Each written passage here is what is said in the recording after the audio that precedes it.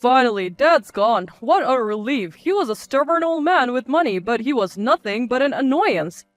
On the day of his father's funeral, Alex spoke these words with a smirk on his face. How could you say something like that? You had debts that Dad took over. Shut up. He wouldn't die and kept costing me money in hospital bills. Now I can use his money as I please. How dare you? You relied on Dad all this time. Say whatever you want. You don't have anyone on your side anymore, you good for nothing. Should just leave. Brother-in-law, how could you?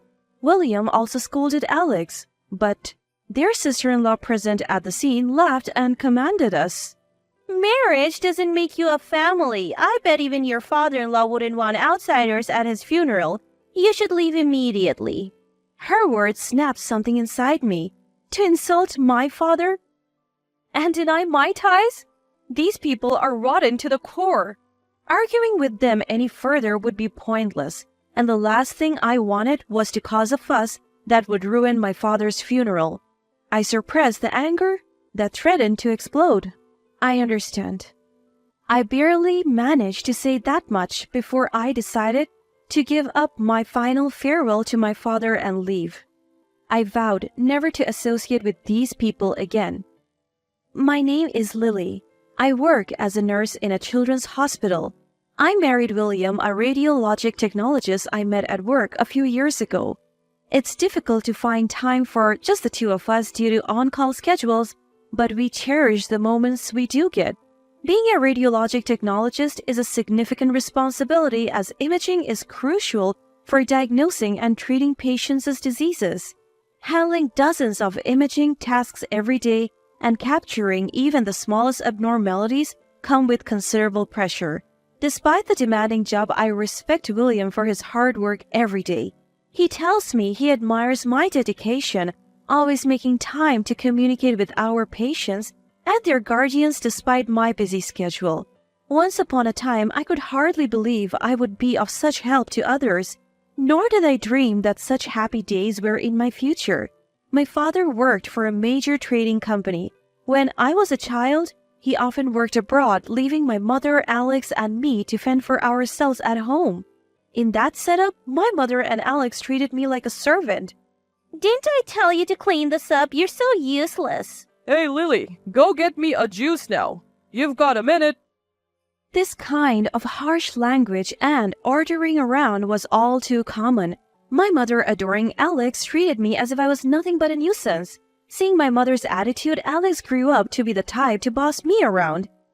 As a child, I tried my best to meet their expectations, but contrary to my efforts, both my mother and Alex continued to belittle me.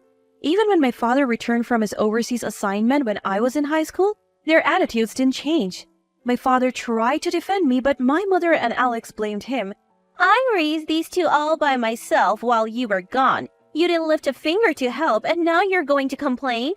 Just because you're back now doesn't mean you get to play dad. We have our own dynamics here. We managed fine without you. Don't act all high and mighty. My father argued with them, but no resolution came. Then the focus of their anger shifted from my father, who provided for the family, to me. Seeing this, my father couldn't confront my mother and Alex, fearing it would make things worse for me. Despite his presence, he regretted that he couldn't change my mother and Alex's attitude, and he tearfully apologized to me. I'm sorry. But just his being there saved me. Being treated by my mother and Alex as a useless and nuisance, I lost sight of my self-worth, feeling as if I were in a dark tunnel. But then my father said to me, Lily, you're not useless. You're not a nuisance. You're our family, and you're a good person who belongs here. Just these words were enough for me. Even when my mother and Alex belittled or ordered me around like before, just knowing that my father was there, my heart wouldn't darken. Then, when I was about to graduate high school, my mother told me to start working after graduation, forbidding me from going to college. All the while Alex, who barely studied, got to go to a private university and goof around.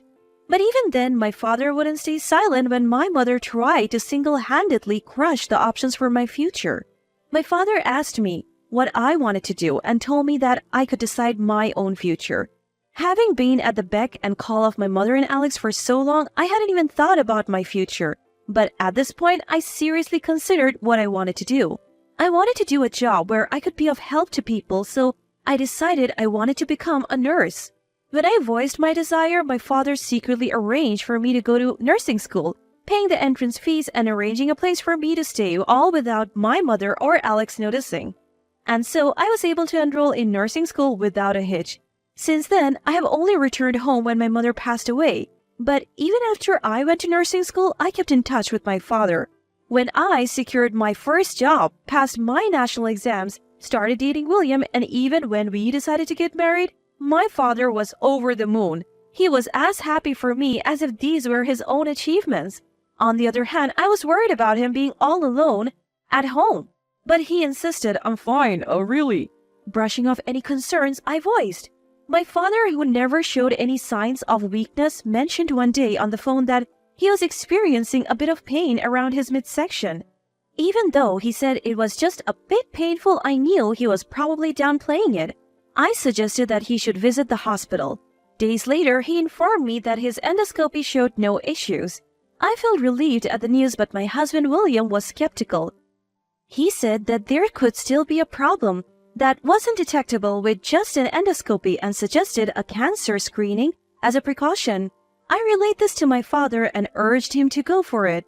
And then the results came in. My father had pancreatic cancer. While it was a shocking revelation, we were told the cancer was still at a stage where it could be surgically removed. So my father was admitted for surgery. The news had initially plunged me into darkness, but luckily the operation was a success. When William and I visited him in the hospital, although his fatigue was evident, he greeted us with a smile. Just as I started to feel a bit relieved at seeing my father looking better than expected, the door to his room swung open abruptly. There stood Alex and a woman. With a fleeting glance, Alex acknowledged our presence but barged into the room without a care. Get out, he said, tilting his chin towards the door as if we were in his way. The woman next to him was also gesturing for us to leave. I quickly realized that she must be Grace, the woman Alex had married. Having heard about Alex's marriage from my father, I intuitively felt that this must be his wife Grace. Can't you wait a little? We just got here, I protested. But Alex just smirked disdainfully at me. Like talking to Dad is going to improve his condition. I know, but I've barely had a chance to speak with him. Brother-in-law, give us some more time, please. My husband also tries to reason with Alex, but Alex bluntly barks back at us. You're the guy who married Lily, huh? I don't care if you're a radiology tech or whatever. At the end of the day, without doctors, nurses, and techs can't do a thing, so don't get all cocky. He smirks smugly, an ugly twist in his lips. And before we even leave our seats, Alex turns to our father and starts spouting out the unbelievable. Dad, I've gotten myself into debt again. Need your help once more. What? Shocked at Alex's words, I can't help but let out a gasp. No words of concern for our father's condition, Alex starts talking about money out of the blue, and once more implies that he's made our father shoulder his debts before. Alex, you have to deal with the debts you made yourself. Do you even understand what kind of situation Dad is in right now? Shut up, I'm making Dad atone for his past mistakes. Atone? He is making up for neglecting us when we were kids, saying he will forgive us for ignoring our precious childhood because of money. Isn't he kind? What? I never imagined Alex could be such a despicable person. His words leave me flabbergasted, and I can't find my words. I have to do something. I'm the only one who can stop Alex here. I think this and start to find words to retort, but my sister-in-law standing next to Alex looks at me with a puzzled face. Don't get all high and mighty just because you're married. You're in the way, so go home. I snap at my sister-in-law's words, and I don't have the luxuries to stay calm. That's enough. Forgetting that I'm in a hospital room, I can't help but raise my voice. Lily, stop. William quickly stops me, and I'm taken aback. It was then. Lily, you should go home for today. Our father quietly said so and gave us a listless smile. Thank you for today. You can come again some other day. Hearing our father's words, Alex and his wife looked triumphant. I couldn't shake off the unease of leaving father and Alex and his wife alone. However, feeling guilty about shouting in the hospital room, I felt I couldn't argue here any longer and left the hospital room. A few days passed with worry about father and Alex's relationship, and one day, My father developed complications. The shock of developing complications was immeasurable for father. Moreover, Dad's mental and physical strength had dwindled as he stopped eating properly. As a result, despite the efforts of the attending physician, father passed away a few weeks later. A grief I had never felt in my life attacked me, but I didn't have time to indulge in my grief. Despite the fact that father had died, Alex and his wife did nothing. Therefore, all arrangements related to the funeral were undertaken by William and me. On the day of the funeral, while greeting the attendees and waiting for the funeral to begin, Alex, oblivious that this is a funeral, grinned broadly. I feel so relieved now that Dad is finally gone. He was stubborn and only cared about money, and he was a nuisance. What? Dad took on your debt and you still speak ill of him? Shut up. His medical bills were just too much, and now I can finally use his money as I please. How could you, after all you've taken from Dad? Say whatever you want. No one's on your side anymore, so get lost. My own brother-in-law, I can't believe this. Even as William defended me, our sister-in-law smirked and gestured us away. Married into the family doesn't mean you're actually part of it. I bet even your father-in-law wouldn't want outsiders sticking around. Go home. Hearing her words, something inside me snapped. To disrespect my father and to dismiss my connection to this family? These people were beyond redemption. There was no point in arguing with them. And the last thing I wanted was to disrupt Dad's funeral with a scene. I swallowed down my boiling anger. Fine. I forced the words out and decided to leave, giving up my final farewell with Dad. I vowed never to deal with these people again. But the next day, my phone was flooded with calls from Alex and his wife. I had a hunch about what they wanted, but I ignored them all. Alex didn't care about me enough to know where I lived. If I kept ignoring him, he would give up eventually. Or so I thought, but Alex exceeded my expectations, hiring a detective to find me and showing up at my apartment. Hey, why aren't you answering your phone? We've been trying to reach you. Get out here! Do you know how much trouble we have had trying to find you? The moment they saw me, they started yelling, letting out their pent-up frustration. Before I could respond, they rattled off their grievances. Is that lawyer telling the truth that all of Dad's inheritance goes to you? That can't be right, can it? We're siblings, so the inheritance should be divided equally, right? If anything, you're the younger one, so you should get less. When I remained silent, Alex roared, Say something. It was funny how they were the ones who didn't give me a chance to speak. What the lawyer said is true. I was surprised when I found out too. No way, so you're saying you get all of Dad's $10 million? I won't accept that. Whether you accept it or not doesn't matter, Alex. This has already been decided. You think you can talk back to me? You've always been useless and you couldn't even help Dad when he needed it. You should just do as I say for the rest of your life. Alex was hell-bent on acquiring the inheritance by any means necessary, refusing to face the inconvenient reality, but his attempts were futile. After all, our father had expressly excluded Alex from the list of heirs. Whether Alex accepts it or not, it doesn't matter. This is already settled. No way. Lies?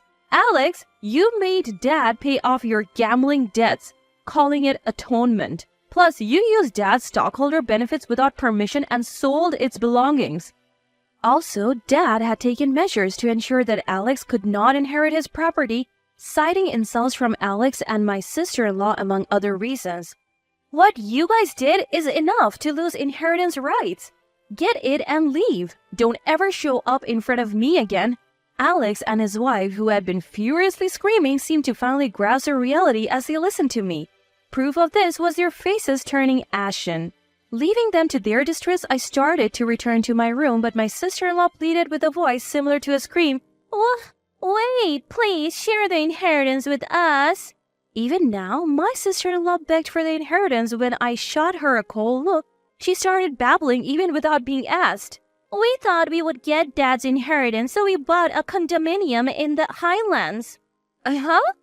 We borrowed money from a pretty risky source, thinking we could pay it back quickly. If we don't return it soon, the interest won't be a joke. Please share the inheritance with us. Apparently, not only did Alex and his wife buy a condominium in the Highlands, But after Dad passed away, they lived a life of luxury, gambling more than usual and splurging on brand goods. That's not my problem, I said. Upon hearing this, Alex shouted in panic. You have always done what I said, right? You should just obey me. When was that? Through my job, I've met a husband with whom I can respect each other and contribute to society. I'm different from the person I was then. Don't you think you can have it your way with me forever? As I raised my voice to match Alex, he fell to his knees on the spot and still clung to me in tears. Alex is asking for help as a family, and you should help him. My sister-in-law also raised her voice and appealed to me, but I spat out sharply.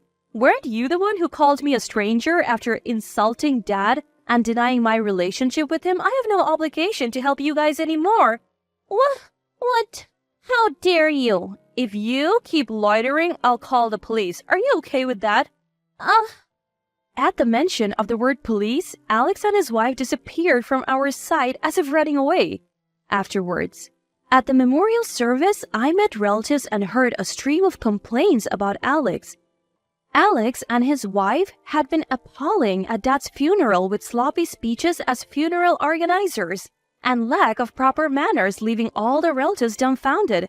Apparently, after a lawyer told Alex he had no inheritance rights, he went around asking all the relatives to tell him where I was, but no one told him, so he had to hire a detective. But when my plans fell through, even after hiring a private investigator, Alex was reduced to begging our relatives for money, his head bowed in desperation, I heard. Still, our relatives, disgusted with Alex and his wife, refused to lend them any money. It seems they ended up fleeing somewhere without anything but the clothes on their backs to escape from their debtors. And now, months later, apparently Alex and his wife are still stuck in a loop, constantly running whenever their debtors catch up with them. I imagine his wife must be sick of such a life, but she can't make a living on her own. No doubt, she is unable to leave Alex and they must be quarreling daily. On the other hand, William and I, unable to attend my father's funeral, visit his grave once a month. Thanks to my father's support, I have been able to become a nurse, and I found William the love of my life through this career. I plan to appreciate him every day and continue to do my very best, whatever that may be.